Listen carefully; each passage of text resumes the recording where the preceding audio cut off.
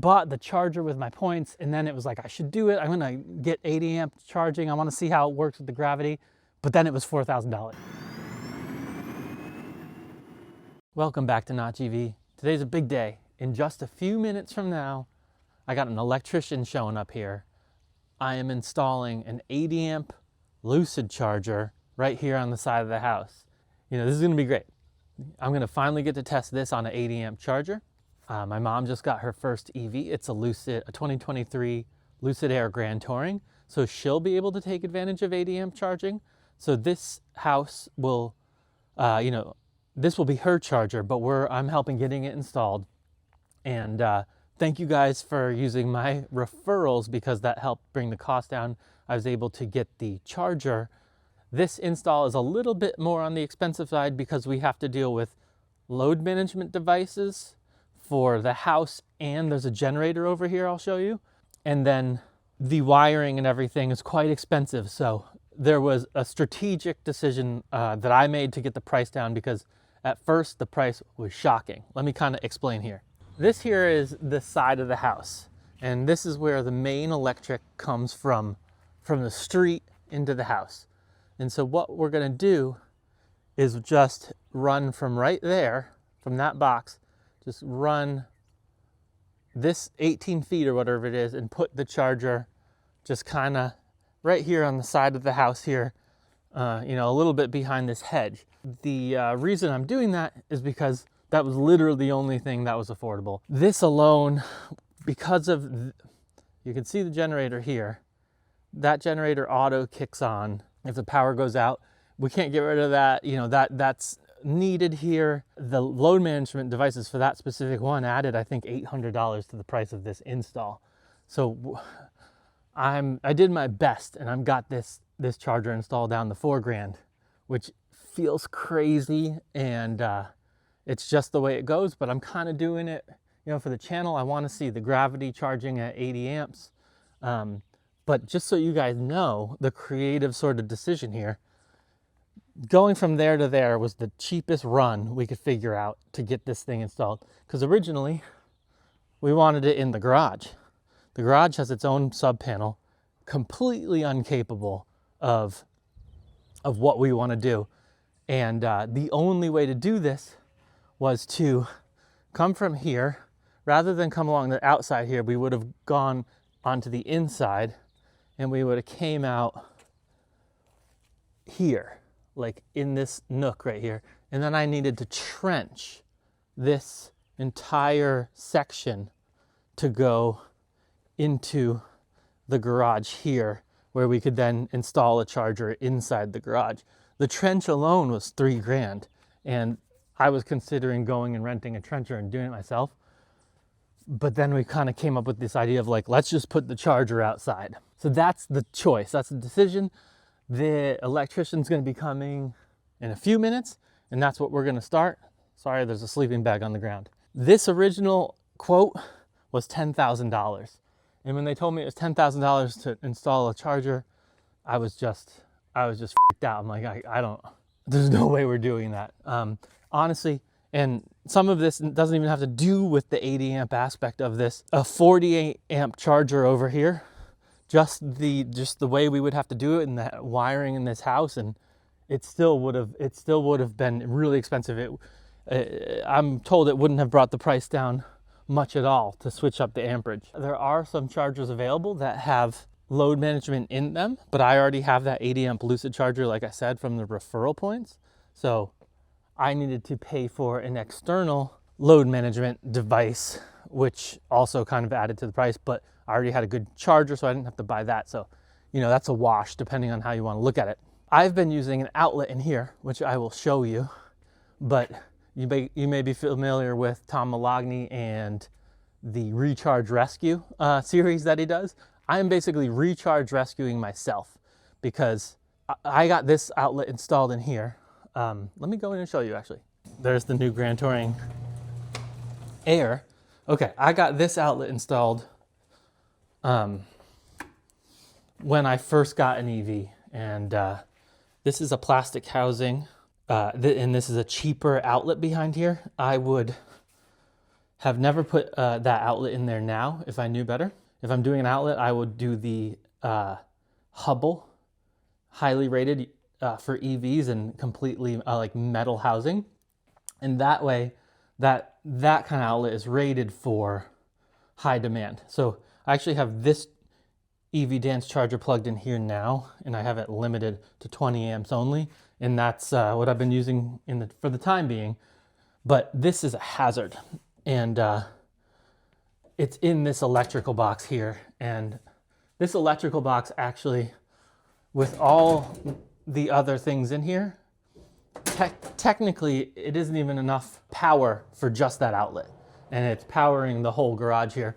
So like lights and things. Luckily there's not a lot of other draw in here. So limiting that down was my idea for now. I'm actually going to talk to the electrician to see if it's safe to use this if I switch out to a better outlet.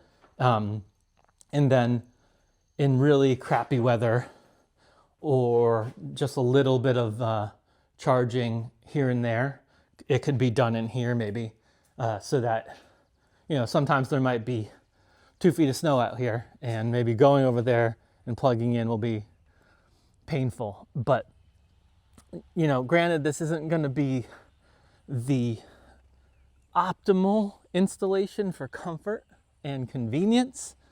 I think that it's the compromise we made, and it's a compromise that maybe many people have to make in order to get done something on a house that's been around for a long time. And that's just the way it goes. So they'll be here soon, and we'll go over the process. I'll be asking some questions of him and trying to find out any sort of interesting tidbits about installs and whatnot. And then we'll show you it at the end. We'll hopefully by the end of the day, we'll see this guy plugged in at 80 amps on a Lucid charger.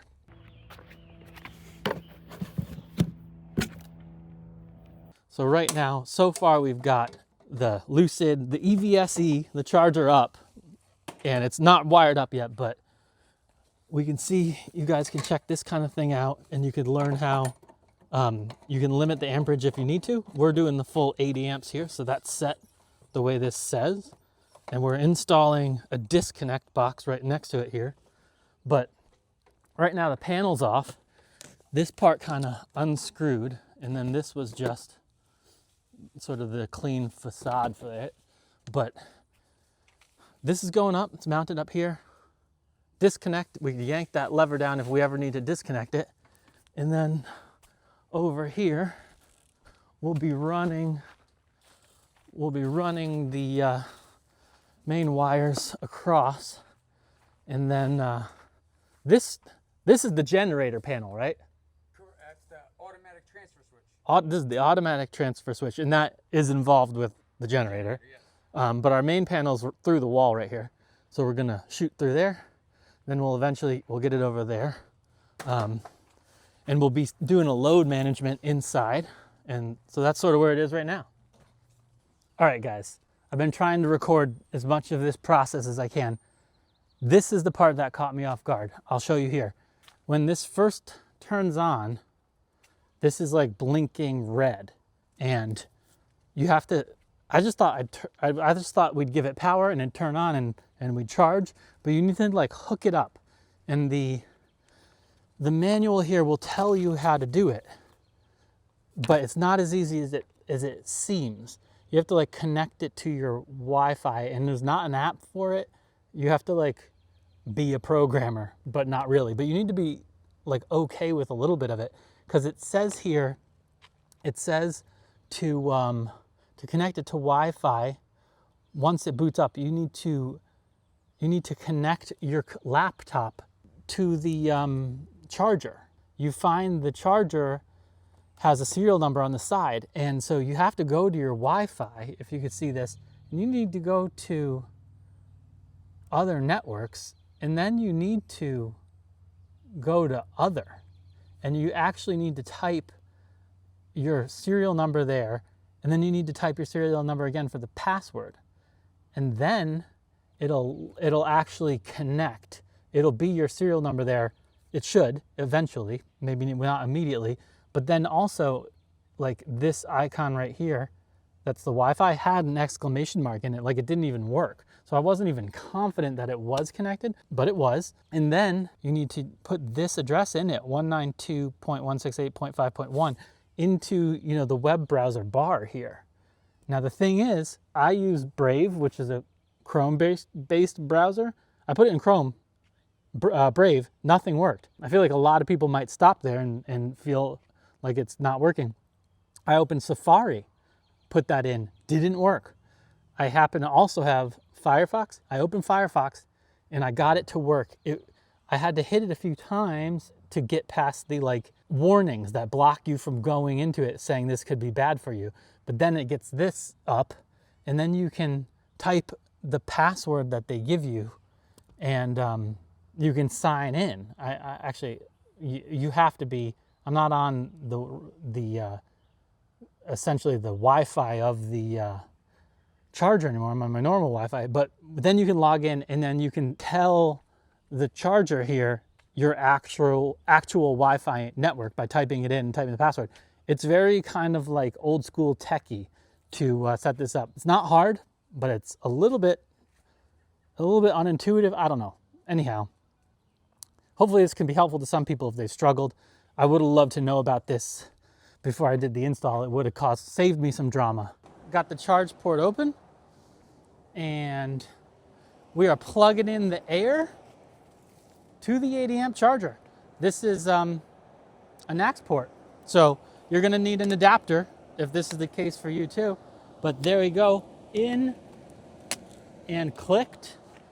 Now, something to keep in mind is, I think I heard a click over here. This is blinking. I hope that's a good thing. Looks good there. Yeah, she's at 71%. You could see right now she is at 16 kilowatts and you can see 80 amps there. This is working exactly like we wanted. About this, not all NAX to J1772 adapters can handle 80 amps. This one is Electron one. Let's see if I can focus there. There you go, Electron. This one is capable of that. So obviously if you're in this situation, you're gonna need a pretty high-end adapter. I think this one's like 160 bucks. I'll actually put a link to that in my comments just in case you need that, but it's super good. And then obviously with the Gravity, I do not need an adapter. I have NAX port there. I mean, I bought this essentially for myself. I didn't know my mom was gonna end up with a J1772 car, but what is nice is that it's 80 amps and she ended up with a car that can do 80 amps. That's pretty cool. Because at one point when I thought she was gonna buy an EQS, that has nowhere near an 80 amp onboard charger. So we're really rocking a great charger now between the two Lucids here. Pull over the cord, and obviously this one is made for this. So let's hope that this plugs in smoothly. We had an error the first time we plugged this in. I heard a bunch of clicking and it went red. And it made me nervous. And it just did it again. Now, that is interesting. So the way we fixed it the first time, yeah, okay, so that's interesting. I hope that other people don't run into this, but the way we fixed it the first time was we pulled the kill switch on it. Let me show you. But you can see it's struggling here for some reason. No. All right. I don't know what to tell you guys. Now it's charging. Last time, the very first time I plugged in, struggled. That time it seemed to recover. Sorry, I'm tripping on the cord. It had a fault and it seemed to recover. But just so you know, this kill switch will drop the power to this. So when we did that and then returned it on, it kind of reboot and it worked. But right now we are charging at a AC charge of a whopping 16 kilowatts, 80 amps. I mean, come on guys, this is awesome. Is it worth $4,000? That is completely debatable because I don't know. It really depends. When you're making content for people and finding out the hard way, spending your money, maybe it's worth it. So thanks for watching this episode here of Notch EV with this 80 amp install. We've got 2 Lucids here, a Grand Touring Air that we just picked up, used, incredible deal, and then my Gravity. So we've got 2 cars that can actually charge on 80 amps. And so this is quite an awesome install. I hope you like this video. I kind of did this, see, I didn't really need to do this, but because you guys got me some referral credits, I bought the charger, and I already have an outlet in the garage over here that I could adjust. It's not safe right now. It's kind of like I mentioned, the way I was using it, I found out was a fire hazard, but I could do some work on that to fix it and then just get a nice Hubble outlet in there that's EV safe. You know, there's links for that. I have that in my description, but I could get a better outlet with a metal housing and then limit my charging down to like 20 amps. We could have done that. But you bought the charger with my points, and then it was like, I should do it. I'm gonna get 80 amp charging. I wanna see how it works with the Gravity. But then it was $4,000 and it spiraled. So do me a favor and subscribe just because of this video. But yeah, that's that. It was not cheap, and it doing 80 amps, but also having to deal with a generator and kill switches and all these things, it just kind of added up. This is not indicative of what people should normally pay for a charger install. But yeah, that's that. And thanks for watching this video. Take care.